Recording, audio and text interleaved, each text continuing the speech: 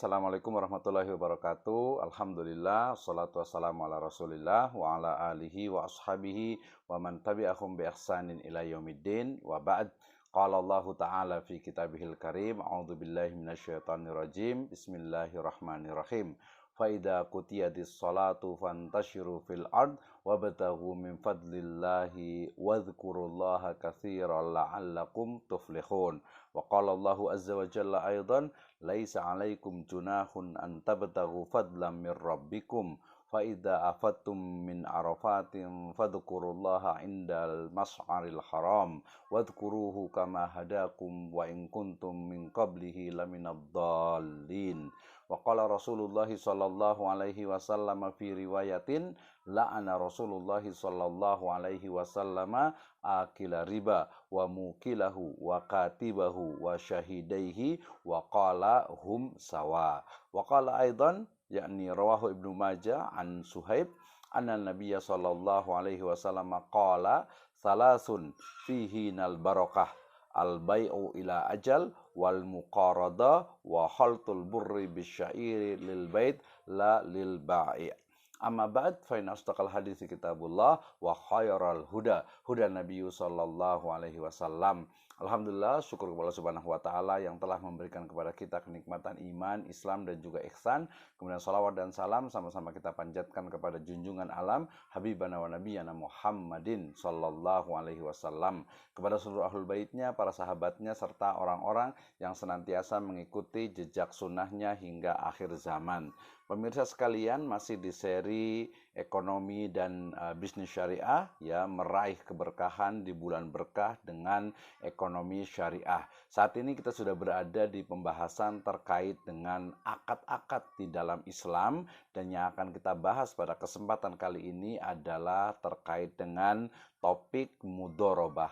Apa itu mudharabah? Kita akan belajar bersama-sama. Oke, kita awali dengan takrif atau definisi dari mudharabah, ya. Dalam bahasa Indonesia yang namanya mudharabah itu adalah secara etimologi dulu, ya. Jelas mudharabah itu pasti dari bahasa Arab, ya. Mudharabah yang menggunakan kata dasarnya itu dorib yang berarti memukul atau berjalan, ya. Fadrib, ya, dikatakan itu maka berjalan di muka bumi, ya, sehingga kemudian dikatakan yang namanya mudharabah itu adalah proses seseorang, ya, secara bahasa masih, ya, yaitu memukulkan kakinya dalam menjalankan usaha, itu dorib, ya. Kemudian secara terminologi, secara istilah, bahwa yang disebut dengan mudharabah itu adalah akad kerjasama antara dua pihak, ya, yaitu sahibul mal, ya, pemilik harta, dan juga mudharib atau pengelola, ya, dan kemudian keuntungan dibagi menurut kesepakatan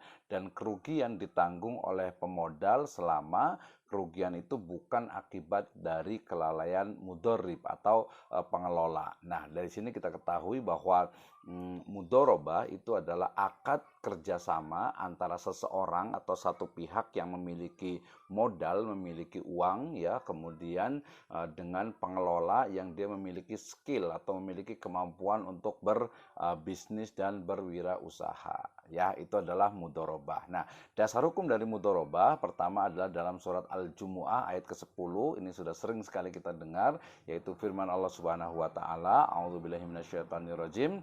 Fa idza qudiyatis shalatu fantashiru fil ard wabtaghu min fadlillahi wadhkurullaha katsiran la'allakum tuflihun.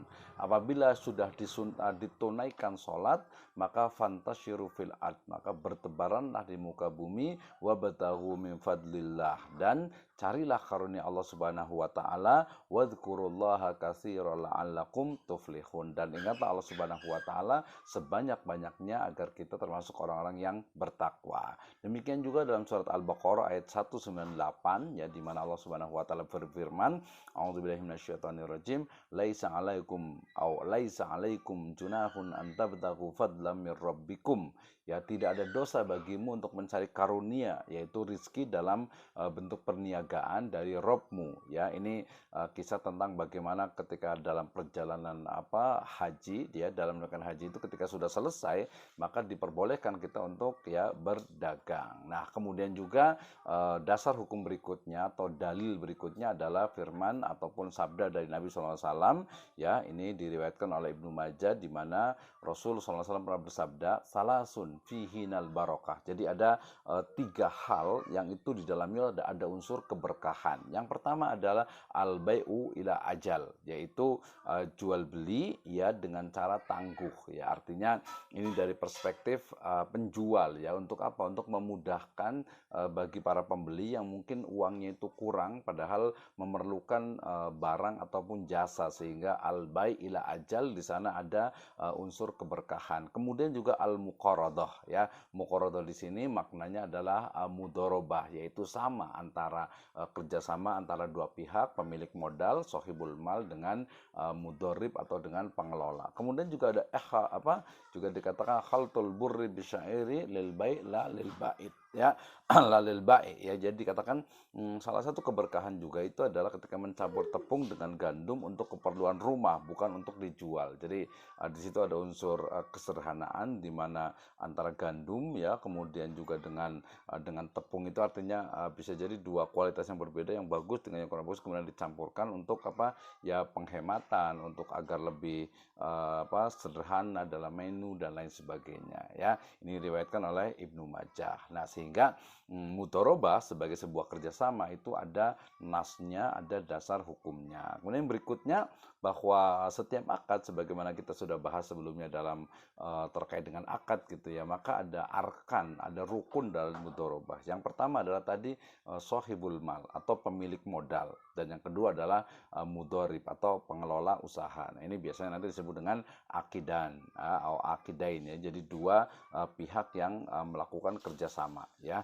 yaitu sohibul mal yang pertama, yang kedua adalah mudharib atau pengelola. Yang berikutnya adalah ada modal usaha dan juga keuntungan. Jadi ada objek mudharabahnya, ada modalnya jelas bukan dalam bentuk utang gitu ya. Kemudian ada keuntungan nanti yang akan dibagi. Nah, di sana nanti yang ketiga rukunnya adalah ada ijab dan qabul. Artinya ada persetujuan antara kedua belah pihak, baik itu secara lisan ataupun secara tulisan ataupun secara isyarat yang masing-masing itu dipahami. Dan tentu saja nisbah keuntungan itu sudah disepakati bersama di awal, apakah 70-30 atau 60-40 misalnya, itu sudah disepakati di awal ya, sehingga ada modal, ada jenis usaha, kemudian keuntungan, kemudian pelafalan atau lafaz dalam akadnya atau dalam transaksinya, dan juga dua pelaku yang melakukan transaksi itu. Ini saya ambil juga dari Imam Asy-Syarbini dalam Syarhul Minhaj. Nah, kemudian syaratnya, kalau tadi ada rukun, sekarang ada syaratnya. Syarat yang pertama, baik itu sahibul mal ataupun mudharib ya, dua orang yang melakukan kerjasama itu adalah sudah balik, sudah dewasa, dan juga berakal. Sementara siqat ijab dan qabulnya tadi harus jelas dan ya dipahami oleh pihak-pihak yang bertransaksi tersebut. Kemudian modalnya ini dalam bentuk uang ya, jumlahnya sudah jelas diketahui dan juga tunai serta dapat diserahkan ya. Tunai di sini ketika ditransfer kemudian sudah diterima, ya itu juga berarti menjadi sudah sah juga. Nah, nisbah keuntungan ini sifatnya dia harus proporsional sesuai dengan kesepakatan, tidak ada unsur-unsur yang dipaksa ataupun dizolimi gitu ya. Dan pekerjaan atau usaha jelas ini dia harus usaha yang halal serta sesuai dengan kesepakatan ya. Jadi nanti ada jenisnya, bisa jadi dilihat dari sisi mudharabah yang mutlaqah, di mana mudharib itu diberikan kebebasan untuk melakukan berbagai usaha, ataupun mudharabah yang sifatnya itu muqayyadah, yaitu mudharabah yang sudah ditentukan usahanya. Misalnya saya sebagai sohibul mal ya, kemudian saya ingin saya mau usaha misalnya jasa saja gitu ya, jasa misalnya haji dan umroh misalnya ya, berarti itu ya di situ saja usahanya, tidak boleh yang lainnya lainnya. Jadi ada ikatan di situ yang disebut dengan muqayyadah, ya. Itu adalah transaksi dalam mudharabah. Nah, mudharabah ini banyak dipraktekkan di dunia perbankan dan juga lembaga keuangan syariah, di mana nanti pihak bank sebagai sohibul mal, sebagai pemilik uang, kemudian akan memberikan uangnya, memberikan dananya itu kepada mudharib, yaitu nasabah, kemudian nanti akan disepakati keuntungannya, jenis usahanya, dan juga nanti keuntungan atau kerugian yang akan ditanggung dari masing-masingnya. Sehingga mudharabah menjadi solusi bagi masyarakat muslim yang sebagian memiliki modal tapi tidak memiliki usaha, atau mungkin memiliki usaha tapi tidak memiliki modal. Maka dengan akad mudharabah ini